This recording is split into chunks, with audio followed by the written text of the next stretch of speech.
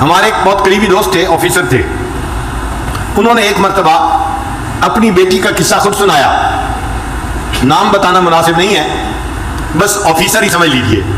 وہ مجھے کہنے لگے اللہ نے مجھے اتنی خوبصورت بیٹی دی، اتنی خوبصورت بیٹی دی کہ لاکھوں میں نہیں کروڑوں میں اتنی خوبصورت بچی کوئی نہیں ہوگی، کروڑوں میں۔ اتنا دودھ کتنا اس کا سفید رنگ، اتنے پیارے اس کے بال، اتنا خوبصورت اس کی آنکھیں، جو اس کو دیکھتا تھا لٹو ہو جاتا تھا، ہر عورت اس کو آ کے دیکھتی تھی۔ کہنے لگا کہ میرے گھر میں عورتوں کا، محلے کی عورتوں کا مجمع لگا رہتا تھا، عورتیں کہتی تھیں کہ اس کے گھر کے قریب سے ہم گزرتی ہیں، ہمارا دل چاہتا ہے ہم اس بچی کو دیکھیں، ہم بچی کو دیکھنے کے لیے آئے ہیں۔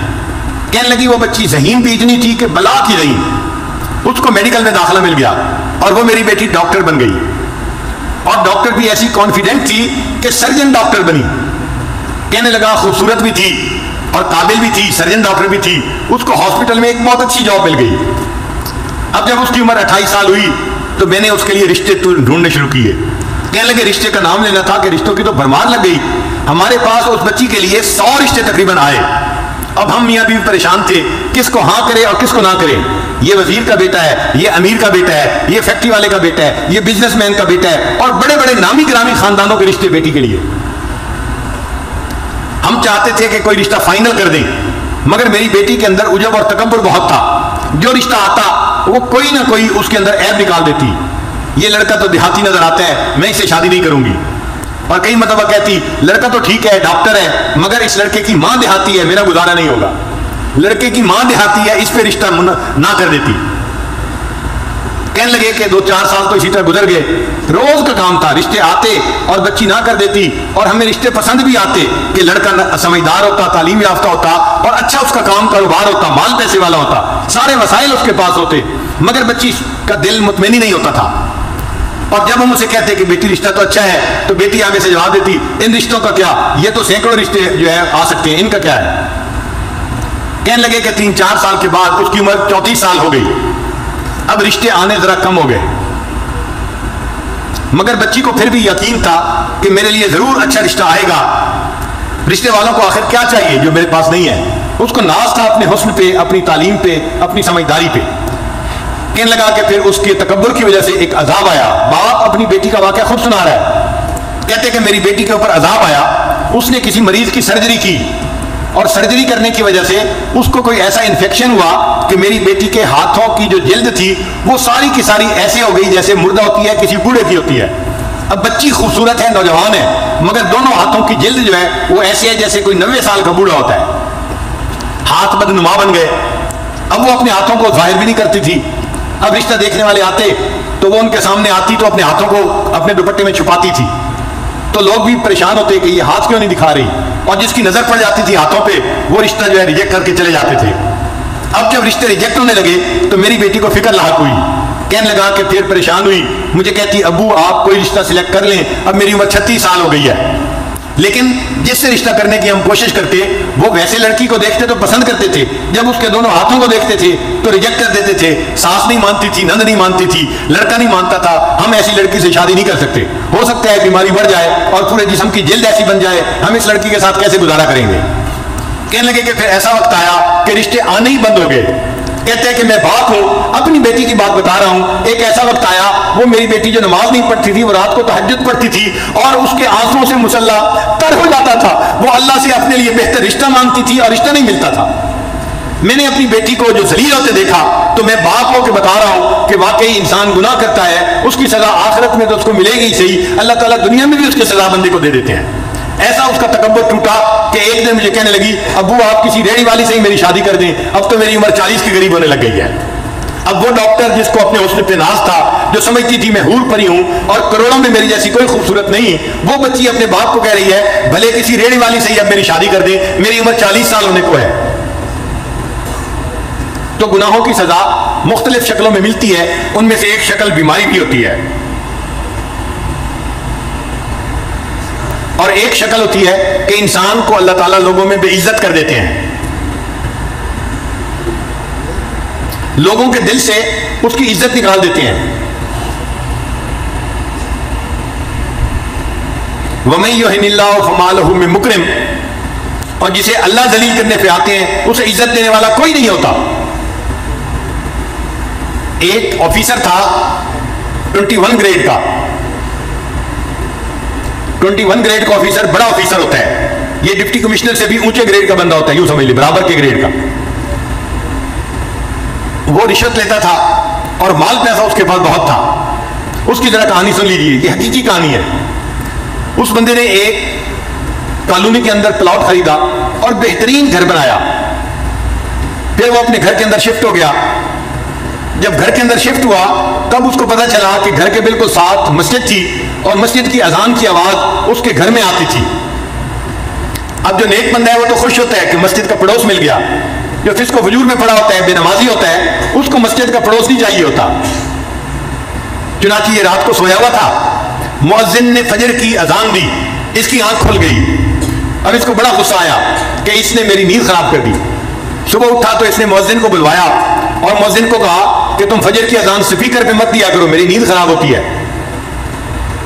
مؤذن نے جا کے محلے کے لوگوں کو بتایا. انہوں نے کہا کہ بھائی ہم تو بوڑھے ہیں, گھڑی کا ٹائم دیکھ نہیں سکتے, ہم تو اذان کی آواز سنتے ہیں فجر میں تو مسجد میں آتے ہیں. اگر آفیسر صاحب کو پرابلم ہے تو یہ اپنا گھر مسجد سے دور کہیں جا کر خرید لیں. کیوں انہوں نے قریب خریدا ہے؟ یہ جگہ بدلے, مسجد تو نہیں بدل سکتی. تم اذان کی آواز دو اسپیکر پہ. تو مؤذن نے اگلے دن پھر اسپیکر پہ اذان دے دی.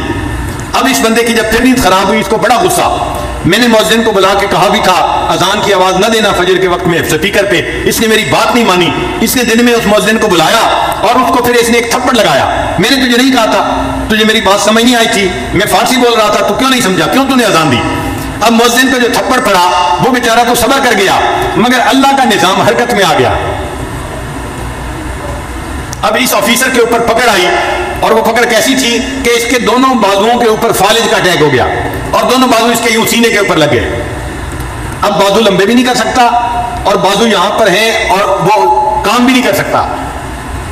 جب کام نہیں کر سکتا تو دفتر والوں نے اس کی نوکری سے چھٹی کروا دی. وہ جو رشوت کا پیسہ آ رہا تھا, ایک پائپ لائن لگی ہوئی تھی پیسے کی, وہ سب ختم ہو گئی. اب یہ گھر میں پڑ گیا. بیوی خدمت کرنے لگی, مگر مزاج افسرانہ تھا, شاہانہ تھا. بیوی کھانا لاتی, اس میں عیب نکالتا, گرم نہیں, نمک ایسے نہیں, فلاں ایسے نہیں, ہر چیز میں عیب. اب بیوی بھی تنگ آ گئی کہ میں سارا دن خدمت بھی کرتی ہوں اور چھوٹی چھوٹی باتوں پہ یہ اتنا غصہ بھی کرتے ہیں اور بچوں کے سامنے مجھے ڈانٹتے ہیں. ذرا ذرا سی بات پہ یہ بیوی کو گالیاں دینے لگ جاتے. 1 سال بیوی نے گزارا کیا. پھر ایک دن بیوی نے کہا کہ دیکھیں, میں نے 1 سال آپ کی بیماری میں آپ کی دن رات خدمت کی ہے. میں انسان ہوں, میں تھکی ہوئی ہوتی تھی, آپ کی خدمت کو ترجیح دیتی تھی, آپ نے میری خدمت کی قدر نہیں کی, آپ نے بچوں کے سامنے مجھے گالیاں دی. میں خاندانی لڑکی ہوں, میں اتنی بگڑی پڑی لڑکی نہیں کہ آپ مجھے بات بات پہ گالیاں دیں. میں اپنے بچوں کو لے کے جا رہی ہوں, آپ جانے, آپ کا کام جانے. تو ماں نے اپنے بچوں کو لیا اور اپنے ماں باپ کے گھر چلی گئی. اب یہ اکیلا پڑا ہوا ہے, گھر میں کوئی کھانا پوچھنے والا نہیں, دینے والا نہیں.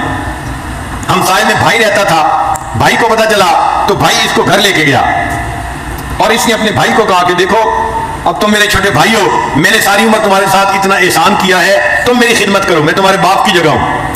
تو بھائی گھر لے کے چلا گیا. اس نے اپنے بیوی بچوں کو کہا کہ میرے بھائی کی خدمت کرو, یہ بیمار ہے. مگر جو مزاج بگڑا ہوا ہوتا ہے وہ تو ہر جگہ بگڑا ہوا ہوتا ہے. اب بھائی کے گھر میں بھی اس کا حال یہی کہ بھابھی چائے لے کے آئی, یہ تو گرم نہیں ہے, اور تمہیں تو سلیقہ نہیں ہے, تمہیں تو فلاں نہیں ہے. تو بھابھی اس کی باتیں کیسے برداشت کرتی؟ اس نے چند دن دیکھا, چند دن کے بعد اس نے اپنے خاوند کو کہا یا تو تم بھائی کو گھر پہ رکھ لو یا پھر مجھے گھر پہ رکھو, ورنہ میں گھر سے جا رہی ہوں. اب بھائی کو اپنا گھر بھی ٹوٹتا نظر آیا. ایک دن بھائی نے آ کے اس کو سمجھایا, میری بیوی آپ کی خدمت کرتی ہے, میرے بچے آپ کی خدمت کرتے ہیں, آپ ان کو کیوں ڈانٹتے ہیں, کیوں ان سے غصے ہوتے ہیں. اس نے بھائی کو بھی جو ہے وہ سنانی شروع کر دی, تم رنگ مرید ہو, تم بیوی کے جو ہے غلام ہو, تم کوئی انسان ہو, تم مرد ہو, تمہارا یہ حال ہے, تمہارا یہ حال ہے. اب جب اس نے بھائی کو اس کے بچوں کے سامنے ڈانٹا تو بچوں نے اپنے باپ سے کہا ابو جی اس بھائی کو یہاں سے چھٹی کراؤ. بھائی کو بھی غصہ آیا. تقریباً دن کے کوئی 9 بجے تھے, گرمی کا موسم تھا. اس نے اپنے بچوں کے ساتھ اس کی چارپائی کو اٹھایا اور اٹھا کے اس کو باہر جا کر گلی کے اندر رکھ دیا. سڑک تھی دروازے کے اوپر. اب یہ سڑک کے کنارے پڑا ہوا ہے اور اس کی جو ہے وہ پوچھنے والا کوئی نہیں, اس کو کھانا دینے والا کوئی نہیں. جب سورج اور بلند ہوا تو گرمی بھی تھی, پسینہ بھی تھا, اور اللہ کی شان دیکھیں اس دوران اس کو ٹانگوں پہ فالج ہوا اور اس کی ٹانگیں بھی جیسے ہاتھ سینے پہ لگے ہوئے تھے, ٹانگیں بھی سینے کے ساتھ لگ گئی. اب یہ گوشت کا لوچڑا بن گیا, نہ ہاتھ ہلا سکتا ہے نہ پاؤں ہلا سکتا ہے, صرف دیکھ سکتا ہے, بول سکتا ہے. سڑک کے کنارے پڑا ہوا ہے. اب اس کو بھوک لگی ہوئی ہے کیونکہ 1-2 دن سے اس نے کھایا نہیں تھا. اب جب اس نے آتے جاتے لوگوں کو دیکھا تو لوگوں سے بھیک مانگنی شروع کر دی، اللہ کے نام پہ مجھے دے دو، میں بھوکا ہوں، مجھے بہت بھوک لگی ہوئی ہے۔ جس اللہ کا نام سننا اس کو گوارا نہیں تھا، اذان ہوتی تھی اس کی نیند خراب ہوتی تھی، آج سڑک کے کنارے پڑے اسی اللہ کے نام پہ لوگوں سے بھیک مانگ رہا ہے، مجھے اللہ کے نام پہ کچھ دے دو۔ ایک کالج کا لڑکا جا رہا تھا، اس نے اس کو 10 روپے نکال کے دیے۔ یہ کہنے لگا بچہ میں اس 10 روپے کا کیا کروں گا، نہ میں چل سکتا ہوں نہ آ جا سکتا ہوں، مجھے تو بھوک لگی ہے، روٹی لا کے دو۔ اس نے روٹی غریب سے خریدی اور لا کے دی۔ جب روٹی لا کے دی اس نے تو یہ کہنے لگا کہ میں اپنے ہاتھ سے تو روٹی توڑ کے کھا نہیں سکتا، آپ پلیز مجھے روٹی کھلا بھی دیں۔ وہ لڑکا کہنے لگا مجھے تو کالج جانا ہے اور دیر ہو رہی ہے، میں نے روٹی لا کے دے دی، اب کھلانے کا ٹائم تو میرے پاس نہیں ہے، میں یہ روٹی رکھ کے جا رہا ہوں۔ جب اس نے روٹی زمین کے اوپر رکھی تو یہ سوچنے لگا کہ زمین پہ رکھی روٹی تو میں اٹھا کے کھا نہیں سکتا، نہ ہاتھ کام کرتے ہیں نہ پاؤں کام کرتے ہیں، تو یہ اس لڑکے کو کہنے لگا زمین پہ روٹی نہ رکھیں، مجھے پکڑا دیں۔ اس نے ہاتھ میں پکڑانی چاہی، اس کے ہاتھ کی انگلیاں ہلتی نہیں تھی، یہ ہاتھ میں روٹی نہیں پکڑ سکا۔ پھر کہنے لگا اچھا تو مجھے میرے پاؤں میں روٹی پکڑا دو۔